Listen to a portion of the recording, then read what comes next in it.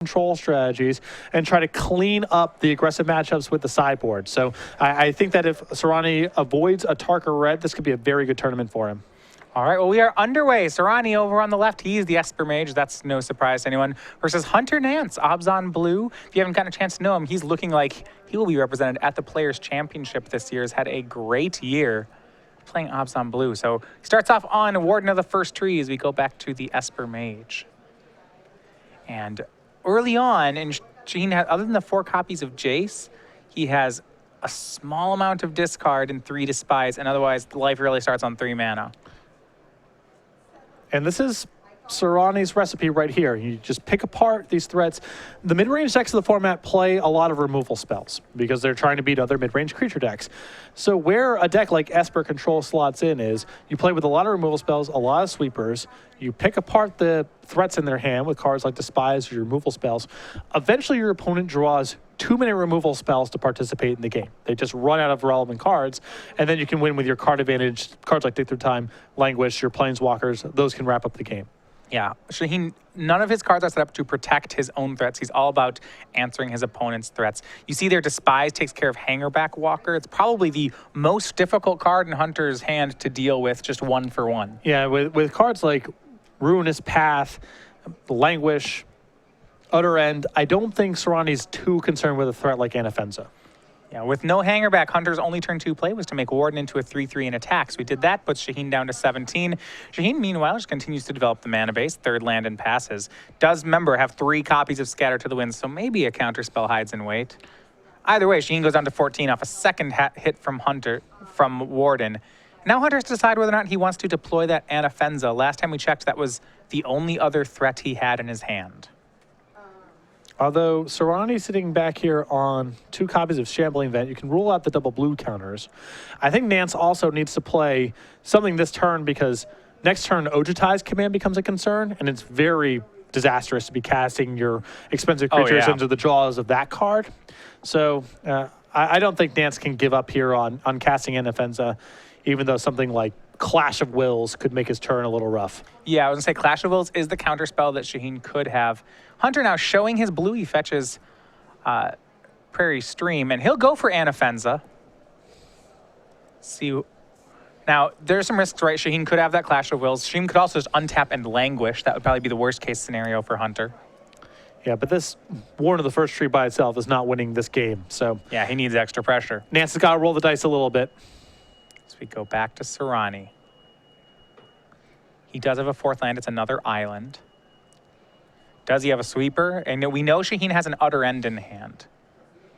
But we'll see if he can clean up the board more efficiently than that. Looks like 2 Utter Ends. So this is good for Hunter. Shaheen spent his turn Utter Ending away the Anafenza. Could be a lot worse. Yeah. It's not a Languish. You know, I suppose, you know, Hunter has to keep enough pressure on here that Shaheen can't just say tap out for Gideon, makes blockers, and start passing the turn. Yeah, the issue here is that Soorani's hand is a little bit on the clunky side. I think in an ideal world, he would have sat on his hands on Ojutai's command and then used the Utter End at the end of the turn. But Soorani felt that the Anafenza plus Warden just represented too much pressure. Now Siege Rhino has resolved. Yeah, I was going to say big follow-up for Hunter was the turn 4 Siege Rhino. That put Shaheen down to 7. Hunter was able to swing for 3 with Warden of the First Tree, drain for 3 with Siege Rhino. He has Soorani at 7 with 7 power in play. He's already threatening lethal. And can Shaheen deal with it? Here's a swing. Utter End will try to take care of the Siege Rhino. No stubborn denial, so Shaheen will still be alive. He goes down to 4. And it's Woodland Wanderer for Hunter. Just continues with the large threats. Puts pressure on Shaheen to have more kill spells. Now, granted, Shaheen's usually packing many kill spells. It looks like he's gotten a little land heavy here. So he does have Ojutai's command in hand. So there's a couple things he can do here. He can try to block with Shambling Vent and gain some life, although I think the Woodland Wanderer is simply too large for that line of play. He can also draw a card and gain 4, and if he finds a cheap removal spell, then he can also stabilize that way. Yeah. Stabilize is a strong word. He can keep he can keep playing Magic if that happens. Yeah, thanks to that Prairie Stream in the Obs on Blue deck, Woodland Wanderer was the full 6/6. Is there anything like Ultimate Price or Murderous Cut hanging? There's one Murderous Cut hanging out in Soorani's list, so there is an out. Yeah, Murderous Cut, he'd have to go for, 2 kill spells. He could do something like, I don't know. He's going to gain 4, draw a card. I think he's trying to hit Murderous Cut. He hits Languish. That's not going to do it. So game 1 over to Hunter Nance.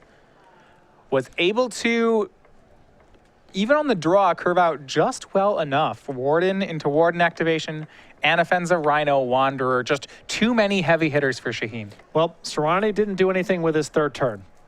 And that's where he paid the price? Exactly. If Soorani could have done something with his mana to answer the board on the 3rd turn, I think he would have probably cruised to a victory, but he just could not deploy all of his resources in time, took too many hits along the way, and Nance is able to take the first game.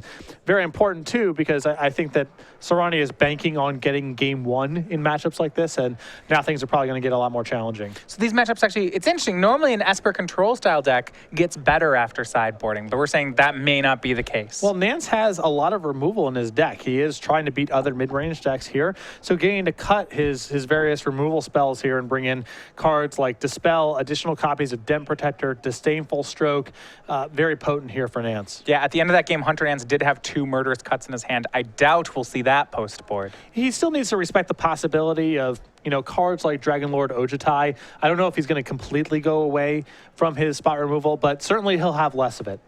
Yeah, so we look at the sideboard. You mentioned, we'll start with Hunter Nance's side. He's playing against an Esper control deck. You mentioned just how good cards like Disdainful Stroke, Den Protector, and Dispel are. Imagine he'd bring all those in. How do we feel about the larger threats, the Wingmate Rocks, the Sorin Solemn Visitors? I don't mind a card like Sorin because you have to anticipate you're playing against more creature sweepers, and so a Planeswalker just helps you diversify in a general sense. The Wingmate Rocks feel a little too slow. They line up too poorly against cards like Ojutai's Command, Languish, and other spot removal spells and other sweepers, so I would probably not go to Wingmate Rock. All right, well, that's Hunter's sideboard. On Shaheen's side of the board, we look at it. He has some answers to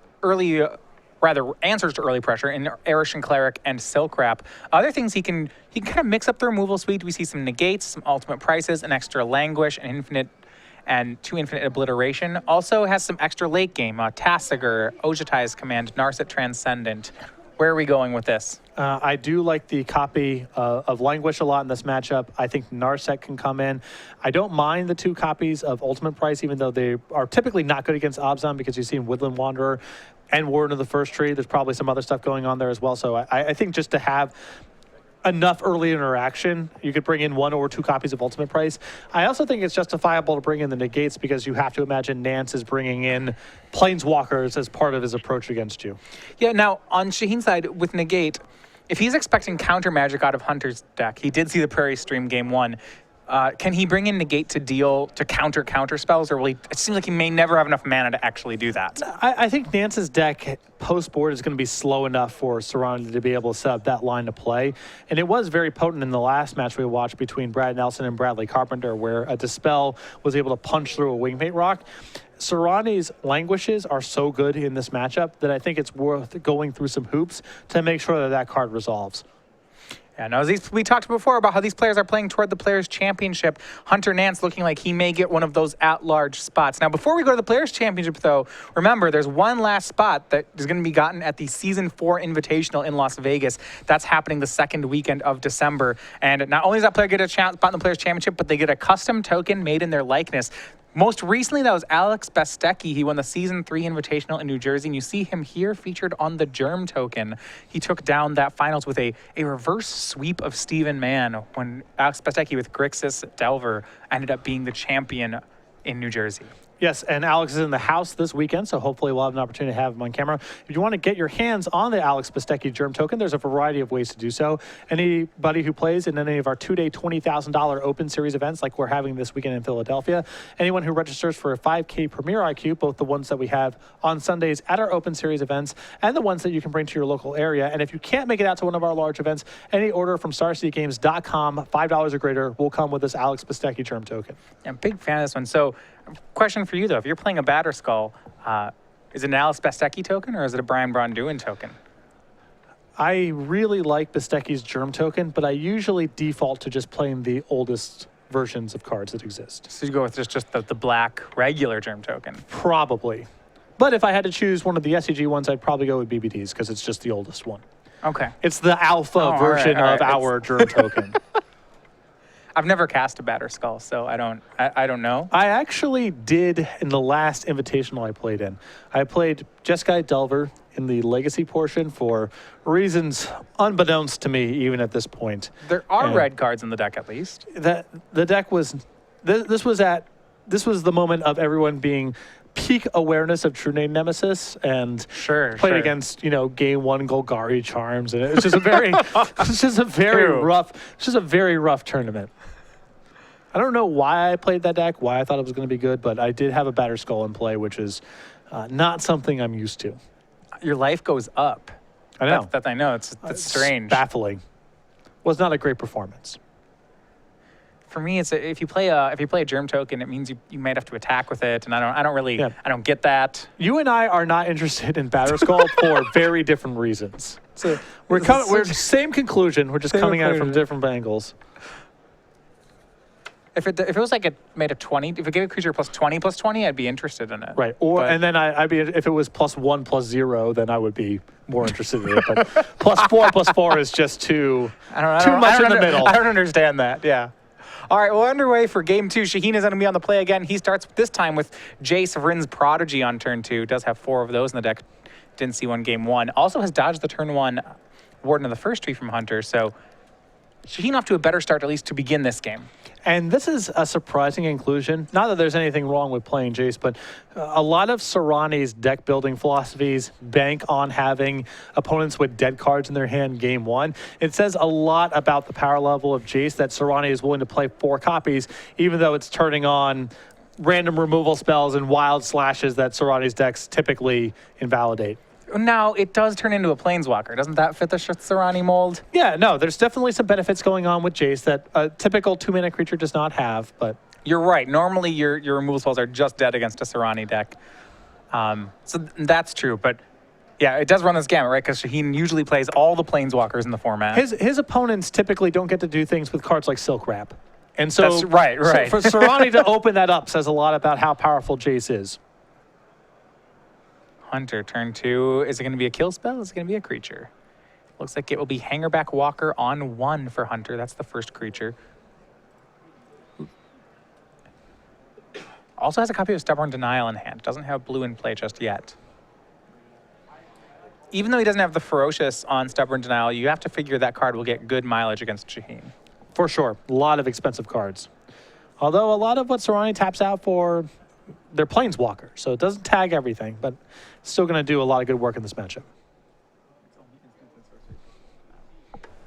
Yeah, only for, not a true negate, but close. Yep. Can't tag Planeswalkers with it. Shaheen looted main phase, discarded a second copy of Jace, then passed the turn. We go back over to Hunter Nance. So he has a 3rd land. Now full trio of Abzan colors in play. He's still disguising that blue source. And it looks like he may go for another Hangerback Walker. So I was gonna dig his heels in here. Second one, that's not gonna work. That'll be scattered to the winds.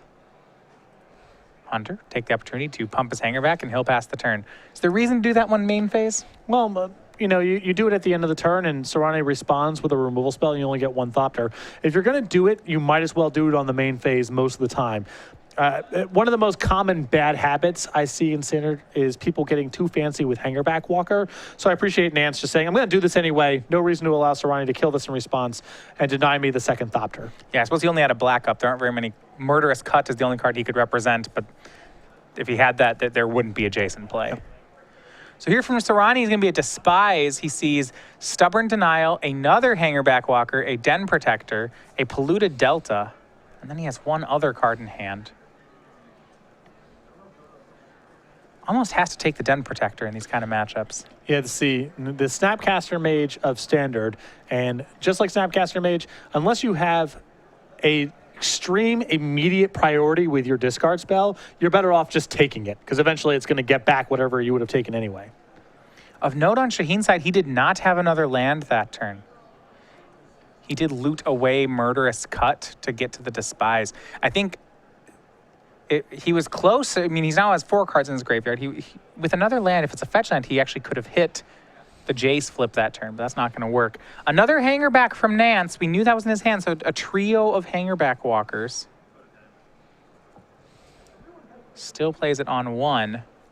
Now Soorani knows about the Stubborn Denial. We'll see how he wants to play around it. His hand is Ojutai's Command, Dig Through Time, and Utter End.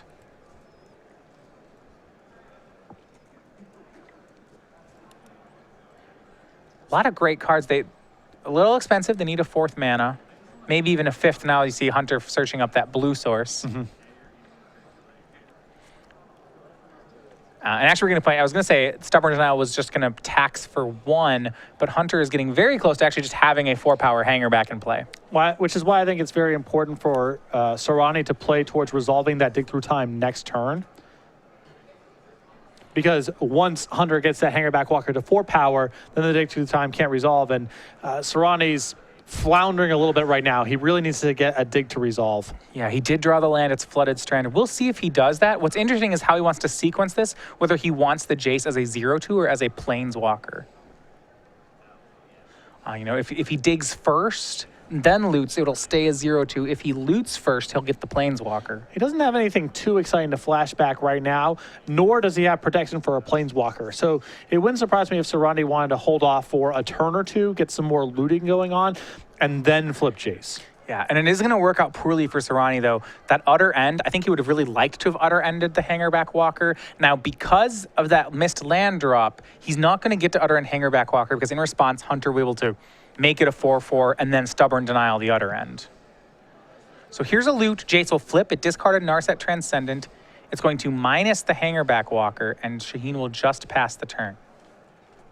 The minus persists until the end of Hunter's turn.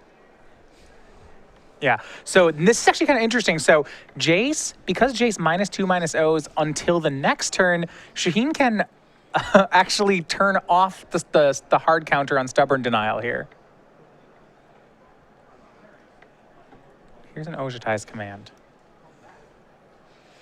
This is a test spell right here.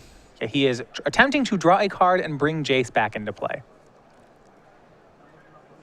Yeah, he knows about the Stubborn Denial. Even though it's not a hard counter, it's still a force spike. Hunter's going to pump both Hangerbacks.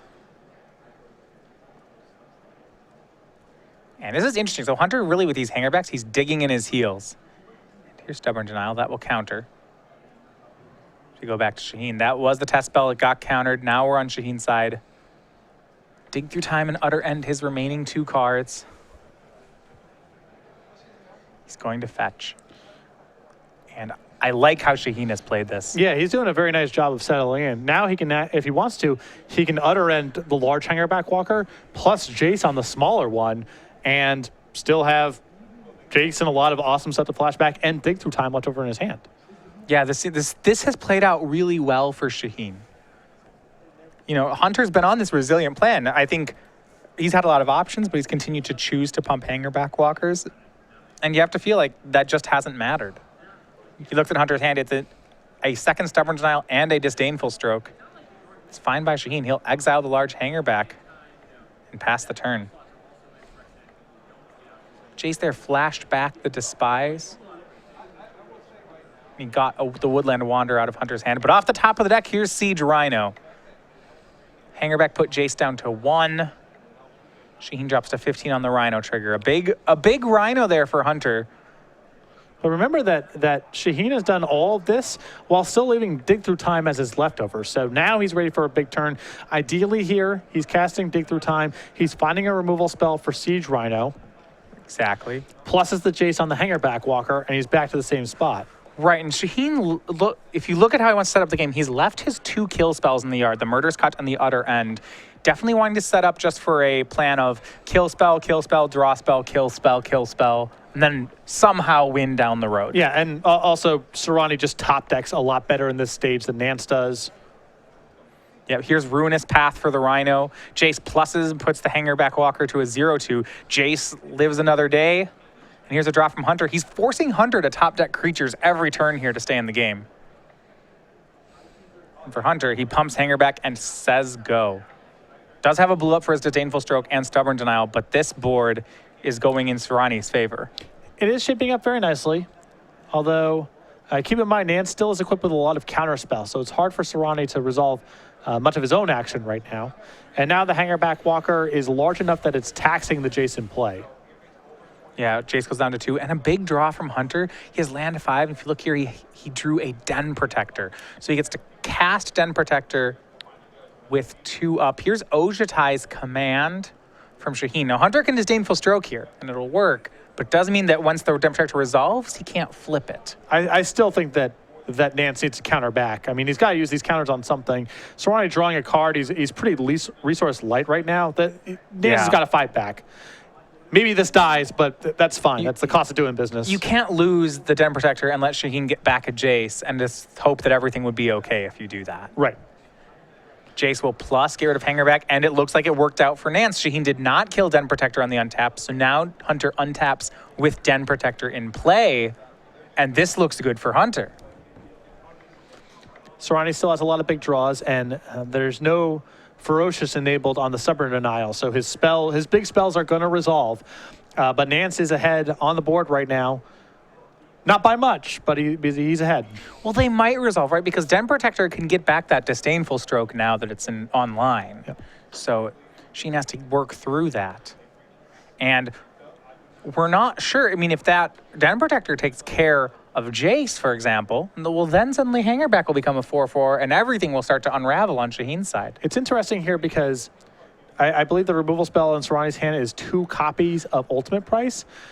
So if Nance just goes into combat and attacks with the Morph and the Hangerback Walker, he kills Jace. Now there's an opportunity for Soorani to actually use a removal spell. Well, Nance may go for that next turn. He flipped Den Protector, buying back Den Protector. So it's a pretty free play for Nance. As you're right, it does get rid of the Ultimate Price. And on Nance's side, that may have been a little aggressive. So because Hangerback was only a swing for 1, but had he done it, Shaheen would have lost the flashback on Jace. Now that Shaheen has the kill spell for a Den Protector, Jace can give Dig Through Time flashback, and okay, now we're talking. Yeah. No, that was a huge sequence there for Soorani. I think Soorani is in a ton of trouble if Nance just goes, attack your Jace with my 2 creatures. Yeah. Now, Nance did pump Hangerback to a 4/4, which means that Shaheen cannot flash back that Dig Through Time yet. Because then Nance would be able to Stubborn Denial. Shaheen's hand has an Ultimate Price and a land, so he doesn't have much going on. It seems like he's forced to plus Jace. I mean, he can simply flash back Utter End and be at parity, or flash Dig and gas up. Well, Stubborn Denial will counter. Sure. Which Shaheen knows about. Yeah. Because right now Hangerback's a 4/4. It's interesting, if you had 2 Jace activations, if you could somehow shrink the Hangerback and give flashback, then you'd be set. But he can only do one or the other. The problem is all this Jace is, if Soorani takes that route, all the Jace is a speed bump. It's eventually going to die. So Soorani, yeah, it's not great to trade with the Stubborn Denial, but he's going to lose that fight anyway. So this at least lets him get something for his trouble. And it looks like he's going to go for Ojatai's command. Doesn't really matter what he goes for. It's going to get denied. Yeah, I would imagine it's just draw a card and recur Jace, which is definitely good enough for Nance to counter. Yeah, Nance absolutely will not let that happen. And now things get dicey as Nance, remember, last turn Den Protector got back Den Protector. So because Shaheen didn't capitalize on that shields down moment, if Nance can start playing the attack with Hangerback Walker game while a Den Protector sits in play, his outs become fewer and fewer. Yep.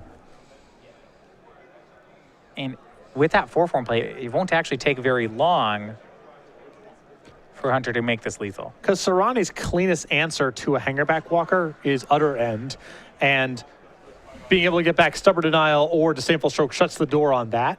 So it's going to be tough for Soorani to get out of this in time, and this clock is also significant. 3 turns, 4, then 7, then lethal. So here comes Hangerback Walker, and now Den Protector to close the door.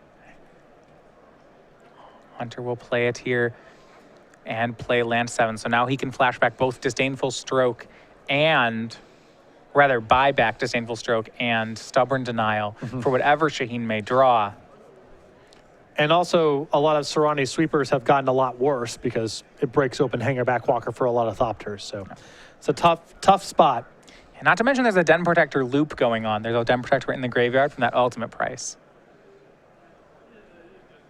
So looking at Shaheen's draws, I'm not positive what he's drawing toward. Disdainful Stroke and Stubborn Denial take care of nearly all his cards. He just needs to be significant running spells. And Dig Through Time is definitely a good start. End step Hunter will crack a fetch land. In response, Shaheen's going to Dig Through Time, but Hunter should have that covered. If all he had was Disdainful Stroke, then this would have been a real coup from Shaheen, because then Hunter could not actually unmorph Den Protector and Disdainful Stroke it. But because there's a Stubborn Denial in the yard, yeah, this is fine for Hunter. I was about to say that the cracking of the fetch land there might have been a little hasty there, not timed perfectly, but with having a Stubborn Denial in the graveyard, it's still covered.